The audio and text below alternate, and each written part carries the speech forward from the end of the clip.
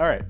Hello, welcome back to another Vibe Check. Thanks everyone for your questions. A lot of them were pointed at Drew and myself, and we will have Drew on next week to answer those. But for now, I have my wonderful and special talented friends who are gifted in war crimes and fun.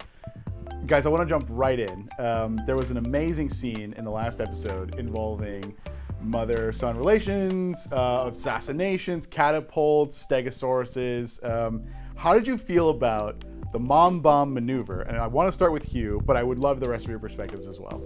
It's something I've been cooking up for a minute. I just needed a good reason to kill her and say goodbye to her.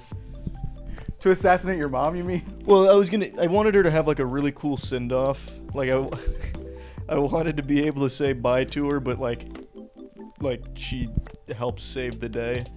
And I've had a bomb in her for like 2 months now.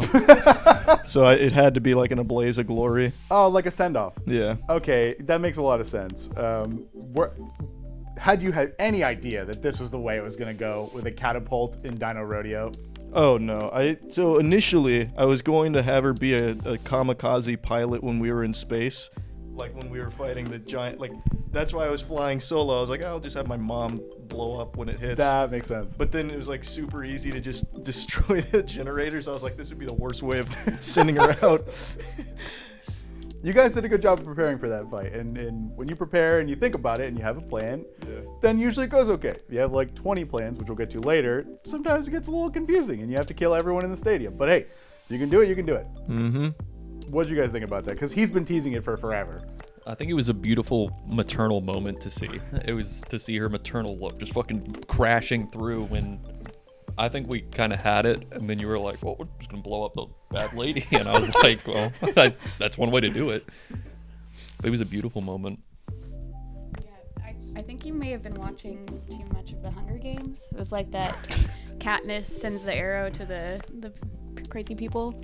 So that's kind of what I got off of it. But it was a great move. I mean, it really did save the day. So And kudos. I agree with Hunger Games, right? Because there's a lot of that in the scenes that came after, especially. I don't know if you did this on purpose. During the hot dog episode, you told Madam Wesley, watch me closely in the next fight and see what I do. Which, when we were watching it back, we were like, holy shit, wait a minute. Because like we had just come off that episode. Was that just spur of the moment inspiration, or were the wheels turning up there? I had a feeling that this would be the opportunity for it, so I at least wanted to plant the seed. Because she was rigging the fight, and I was like, you should definitely rig the fight. My mom can save us. Save the day. Yeah. All right, very fair. Lightning round. On the last episode of Vibe Check, I introduced a new Vibe cryptocurrency called a Vibe coin, where I asked them a question, and the first person to answer got it.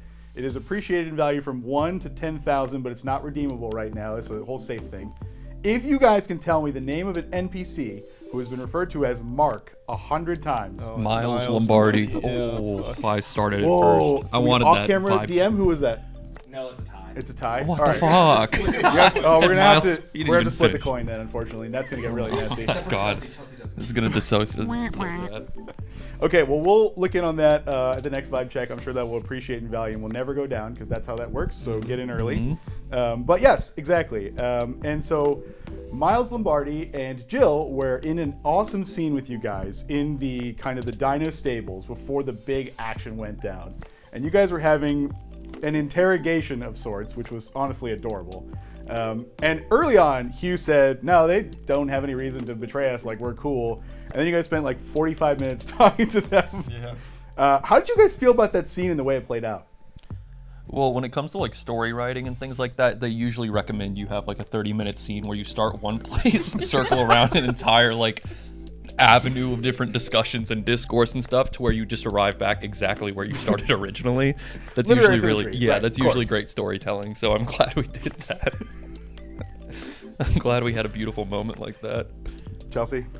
I just never trust two NPCs that don't really always work together, and then you put them together. That just smells like trouble to me. They were unlikely allies, right? They had reasons that they didn't like you or they were working for their own interests, and that's true.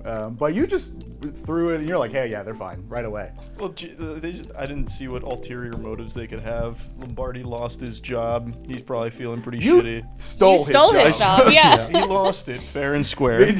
And then we also caught Jill in her like illegal gambling system that she created. Which she didn't care about out though. She's like, yeah, no, I do that. But the banana peels are worthless. She wasn't hiding. Yeah. It was like just running We probably didn't need to FanDuel. catch her. She was probably gonna tell us eventually anyway. Yeah. And try and get you guys in on the action, maybe. Yeah. That's true. But there was one particular gem in that interaction that I think I've talked to you guys off camera about, which is when Valar, or maybe Danny, and this is kind of where I want your perspective, leaned over to Shark and said, "Use your fucking tie." Yeah, that was big. I think that saved us an extra 20 minutes of dialogue. I was gonna say we were really deep in character there, and I'm glad he broke it just to get that one thing across. 'Cause I was like, gonna ask. It did sound like Danny. I don't know who it was, but I was like, No, it was Danny literally, but I mean, it wasn't Valar. Like he was like, Yeah, I was looking at the screen where it shows our abilities, and I was like, man, that tie would go crazy. Right? If only there was some way to guarantee. very true. Sometimes you just have to do that. Be like, do you remember you can do this? And it's like, oh yeah, I forgot. Well, on that vein, he has a secondary ability to his tie that he has yet to use, and Valar has never used, other than Maximos, that's a component of his, he's never used his other cool thing too. So even to this day, 14 episodes in or whatever, the basic abilities we gave you at level 1 have not all been used. There are a lot of people who I think are saving them for the, the very final, most important moment. Like when dinosaurs fall on you out of the sky, or like when things are getting pretty bad. And so I'm not sure if and when you guys will see them. I encourage you guys to keep using them. You guys have done a great job overall, I think. And I can't wait to see where those go. Little teaser, they've slightly leveled up with you guys. We posted those for you, I think like a day or two ago, so they're pretty fresh. How do you guys feel about those upgrades? Do they kind of go with what you thought? Were you expecting something like that? Yeah, you guys kind of told me from the start how mine was going to work. I just didn't know when it was going to upgrade, that sort of thing. So I kind of like understand mine pretty well. I get the whole like not using it till the end. It's like kind of like a Fallout thing where you end up with like 800 Rad-X at the end because you're like, I never wanted to use them. But like, that's more or less what I thought it was going to be. Cool. Are we talking about Harold? Yes, but also we kind of gave a little more there too, getting Harold in the game and like becoming more of a key component, right? Because you especially, you have used it I think once. Yeah. And the bird always I'm stays... scared. Yes. I'm scared to lose Harold. Like, he's the coolest thing. I don't know. I will use him more. You'll see him more. But it's just, I'm nervous that we're gonna, he's gonna get in the crossfire of like his mouth rockets or whatever. Or Well, now- Hugh's gonna I'm smack a him out of the professional. sky. I would never hit like, him. I could don't miss. know. Harold going to you guys now gives like new aid, but Harold has to stay with you, which is the thing. So how do you feel about sending Harold to these two? I don't feel good. I don't. Unbelievable. I can't believe you would say that. Maybe 7 could handle Harold. I think that's the only person Stewie would really trust with him. But, I think in the next couple episodes, we'll probably gain more trust for each other. Cool. And yours is just so in line with what have you seen the upgrade? No, I didn't. What's the upgrade? Command has to be obeyed by whatever you bring to life. Oh, that's awesome. Yeah. Instead of the dancing around, it's just your force of charisma makes it happen. Cool. Which we're terrified of, actually. But That'll be fun. I'm sure you'll find a way to use it for good. Oh, I'll use it for very good purpose. Switching gears. Who, if any, from at Haita Live asks, do you miss from season 1 character-wise? Obviously, we have the big hits, but we've saw a pretty weird collection of characters. So curious if you miss anyone or if you're just kind of having a good time in Down Road meeting new people. Zatchet was always fun. I think Zatchet was a good conduit for people to interact with each other, where we just collectively make fun of them. Well, that's Yoo-Hoo now. Yeah, but Yoo-Hoo's more independent. He can kind of handle himself. And capable. Yeah. Fair. I'm still thinking, so you can go, Chelsey. I'm trying to think of any fun, I mean, wacky boys. obviously, my answer is King of the Road. But it's great that he's in that land beyond wherever we are. The lobby. Yeah. So, hopefully we'll see him again soon. Hopefully.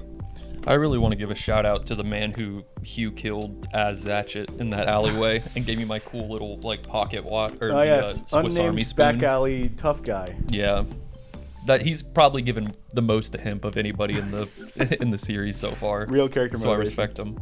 That's fair. We'll check in on some of those war crimes in a bit. I wanted to ask you guys how you felt about the hot dog episode. It was such a it was there and telegraphed that it was a maybe, but just taking the left turn straight to hot dog land. How'd you guys feel about that side quest? That's the first enemy we haven't been able to kill. Wow. That's very true. That's deep. I fucking love that whole episode. It was so much fun just because I feel like Danny sometimes contains us or keeps us on track. So this one was just us. A lot of good character moments and good conversations and stuff, but we just kind of let it ride however it rides, and I like that a lot.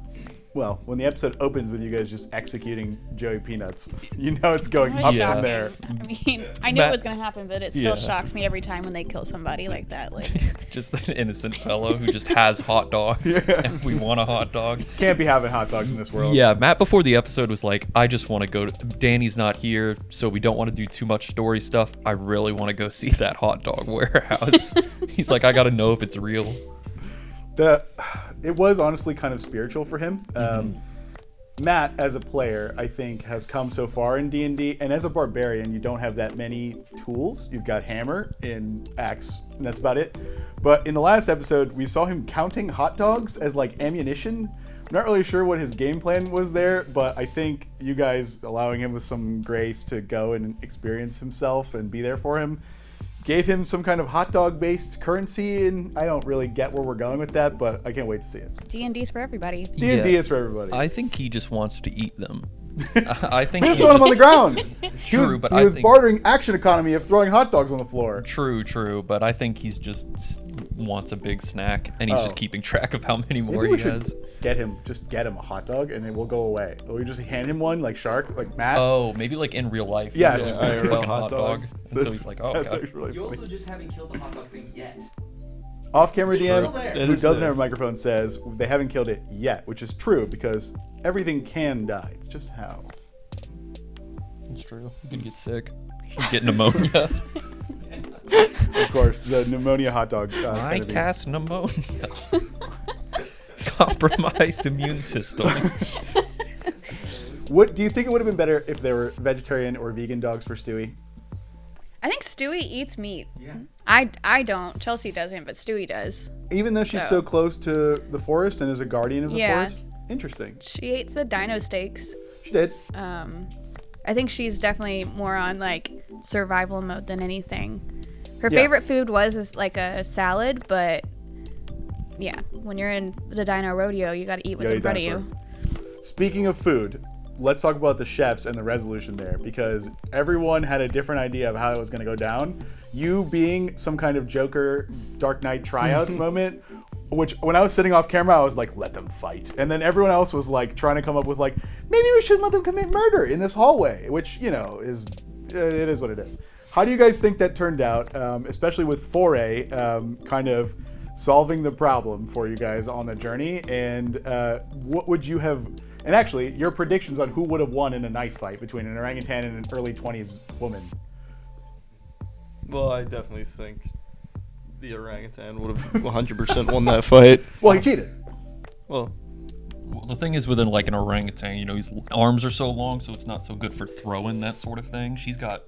That's what made us humans. You could fucking throw that knife, go pick it up, throw it again. You could wear him down. I think one blow from the orangutan would have knocked her out. I don't think you And got. then he would have ripped her face off, or the capuchin monkeys would have.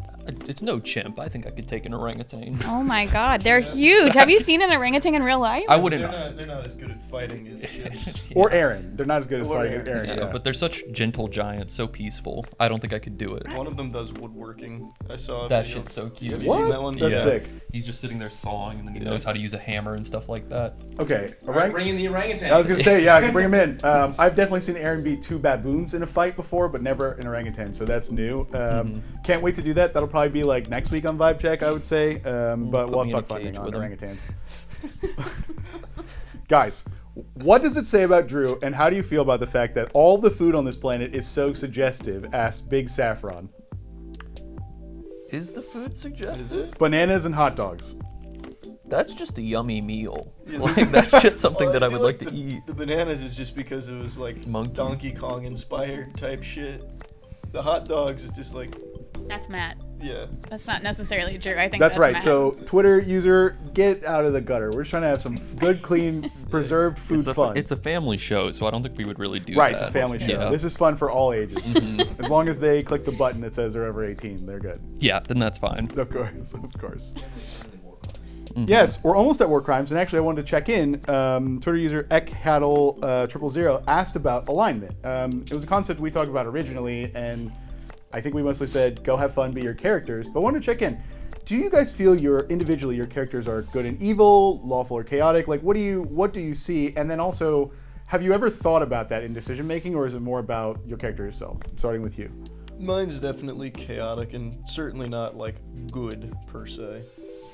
But I don't really think about that when making decisions. It's just more so, how would Hugh handle this as an assassin? And it's usually death. You keep going. Oh yeah, I don't know why. I just keep fidgeting with it. Well, it's cool. It's like I'm gonna have a lot. 8D Different vibe audio check. levels. Yeah, it's good. You should be pointing at a board. Yeah. This is gonna be great. I understand what you're saying, because I would have pegged you as chaotic neutral, which is self-serving in your own way, not afraid to get your hands dirty, but you could help people if it suits you. Yeah, I think that sounds about right.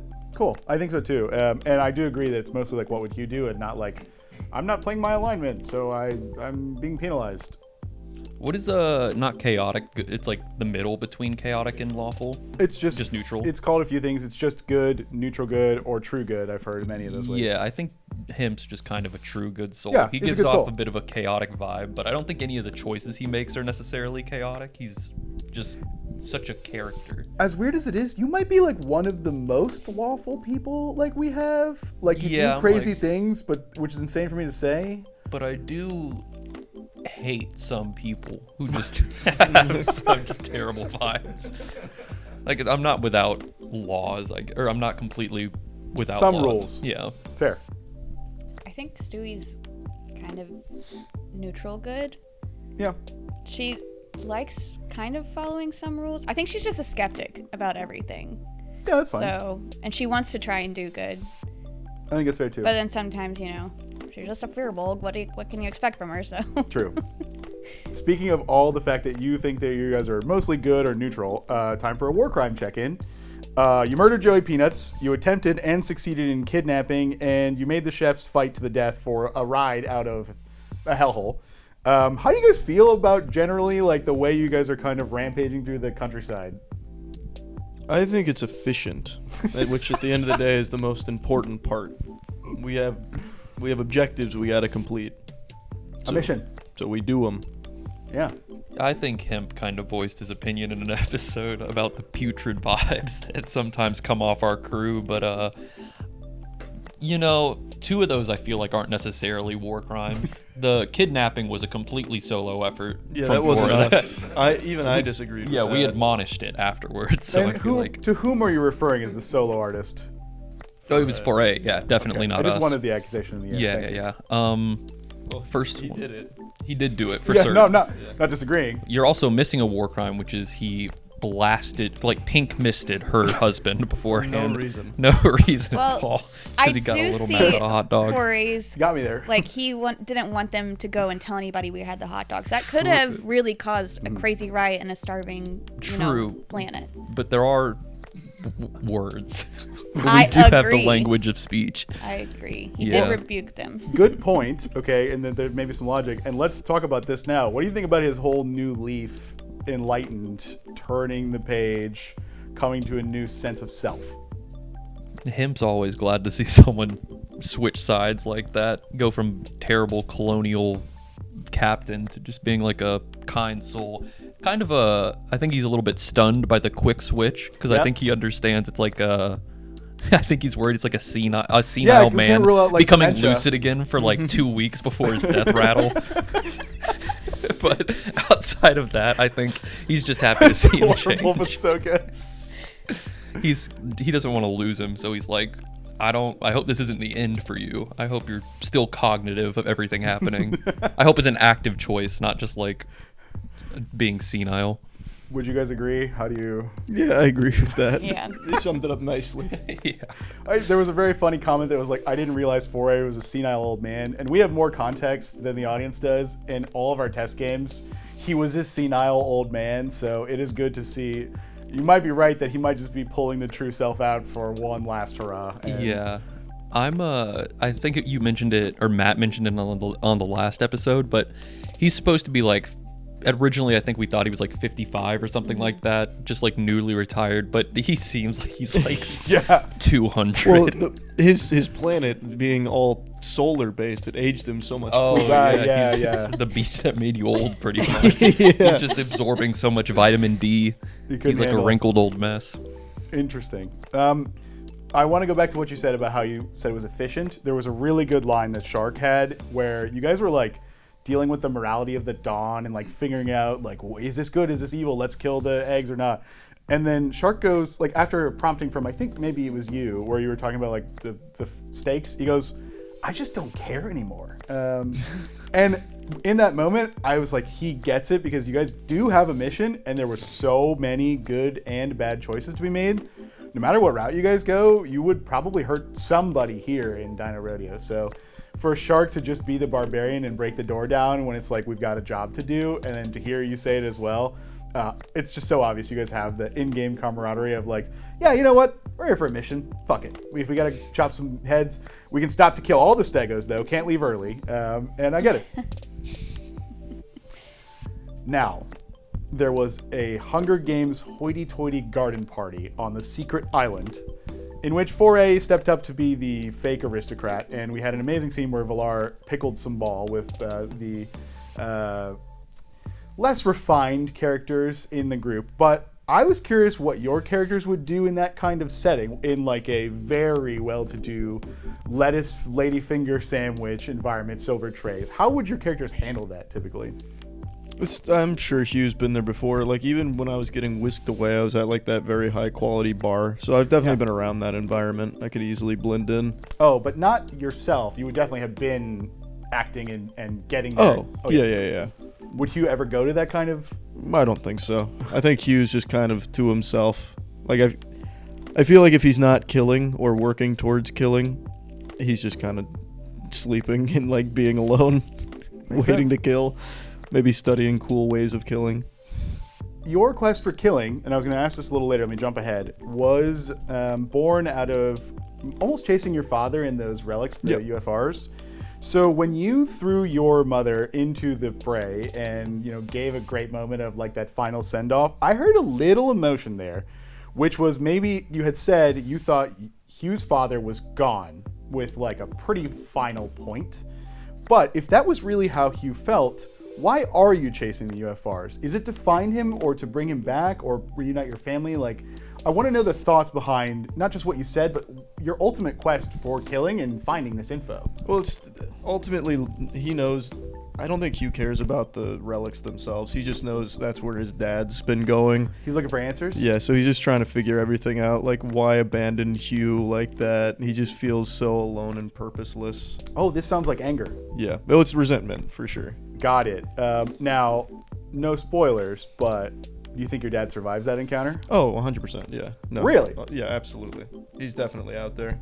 Oh, but I mean, like, when you get your hands on him, are you planning to kill him? Oh. Yeah, yeah, absolutely. There'll be some tears, I'm sure, but Hugh's never been one to not finish the job. I just blew up Mom. And speaking of assassinations, you had just raised the morality banner, but at the end of last episode, I think you said you wanted to kill Harvey Nice. Yeah, those guys, but they're real pieces of work. They're real humans trash. Are you saying it's okay to just kill bad people? No, I think they're gonna do enough to, like, in the court of public opinion, though, kind of So- deem it okay. So as long as on social media they look bad, it's cool to just... Well, they don't really have much of a government there anymore, Right. so I feel like we can kind of... We're from the museum. I feel like we have a little bit more... We're in the hierarchy, I guess. We Got can it. pass a little judgment. There's some agency there, dude. Yeah. And it License- would certainly be for the good of the people, I think, if that whole island blew up. Okay, so this is not impacting your own journey of self-discovery. This is something that you feel you have to do. I think on Hemp's home planet, that's what he and his fellow wizard boys had to do, is they'd get called up and they're like, all right, very peaceful place. We tried everything. I think you're going to have to kill this guy. I think you're going to have to take him out. That's why he Damn. has the toll the dead thing. So he's like, I can just take their mind away. Okay, I got it. So that you felt like you never actually It's killed. a peacekeeping tool. Right, okay. Yeah. The Definitely expand. not propaganda. Yeah, this is really funny. Off camera DM said definitely not propaganda. I agree. It's totally that's what they would have wanted you to say. I actually have a separate question for you about your own sense of morality, which is that Stewie is a friend of the forest and animals, and we've been with dinosaurs this whole time, but there hasn't been a horse girl dinosaur scene, and you haven't really had a chance to go in there and make friends in the way that you did in Spaceport.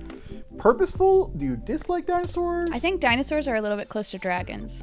I wasn't gonna say that. So, yeah. And Stewie doesn't really like dragons. These dragons don't blow fire out of their mouths, I guess. But I think this season she's more part of the team, like just trying to make sure that we get those cards finished. So, yeah, if Hemp is like, I think the best way is to blow up the island, that could possibly solve the food crisis as well. Okay, and you guys said you were good, right? You wanted to blow up the whole island? I'm just checking. Well, yeah. I mean, you gotta look at it, you know. You gotta do what you gotta do. Yeah, it's Makes Give us a sense. slice. Yeah. And then No, maybe she can help release the dinosaurs back on the other planet, who knows. Very fair. We'll see what happens. the good guys kill Merkel and shit like that, you know. There's evil people. Right, there are evil people. And actually, you guys are presented with some interesting choices, which you saw early. There was revolution, infiltration, or just anarchy in this, really rich environment. What are you guys leaning to? More subterfuge, trying to, rally the people, the staff, or just fire bombs in the streets? They were kind of punching and beating each other up. As soon as Madam Wesley died, they completely lost any. So I feel like maybe they need a little bit of like governance or something, because apparently they're just fucking rabid animals. True, but the rich island is what I mean. Those guys. Oh yeah. Because you had heard about the staff with the hand attendant who was like, I can't really talk here, and then he was like, this is obviously revolution. Yeah, probably revolution, I think, is the move. Yeah, I think the staff, it seemed like at least, they definitely outnumber the people that are living there on the island. So, and with Hugh's new ability, I feel like we could really, Do you gather have the design troops. for political leadership? Yeah, oh yeah. Oh yeah. Yeah, for sure. I can't wait to see the statue if you make this happen. Oh, there'll be songs written about him. Okay, so it sounds like revolution. Obviously, we'll see what happens because, as you know, the best laid plans in Dungeons & Dragons don't survive contact with the dice. Last question of the day, as is tradition, wild predictions for the wrap up of this arc. What do you guys think it's going to end up like? How are you going to close things out? Or any of the yet to be revealed secrets? Right, this laboratory. What's going on in there? Yeah, I think we're sick of combat, so we're just gonna do political espionage now, like House of Cards style things. You can get in there and command them, make them do Kodo Amatsukami, some of the people up there, and have them do whatever you want. Hemp's gonna get in there and start just, meandering, organizing a union and shit like this that. This is a social intrigue. Yeah, it's game gonna now? be. Yeah. People were like, "Oh, there's too much combat in the show. We want more talking," and so that's what we're gonna do. Yeah, More that's, political thriller. yeah. Predictions? 2 more? I think the team is too nice, and they won't settle for anything but the happy ending. So we'll probably find a way to get rid of all the rich people, and it'll be an alliance between the paradise jungle and the humans there, and they'll share the resources together. Interesting. Yeah, I would say the opposite, actually. I have a feeling that our ragtag team is going to fuck a lot of shit up, and there's going to be a lot of casualties. Both monkey, human, and dino alike. There Also will be be- if I have anything to say about it. I won't He's got a spoil lot to anything, say. but there's one more choice, a very big one you guys haven't seen yet, and I'm curious to see if those morals will hold past that one. And I think maybe it'll go that way, but you guys are obviously the ones making the decision, so unless you have anything else to say on the way out, that'll be it for today.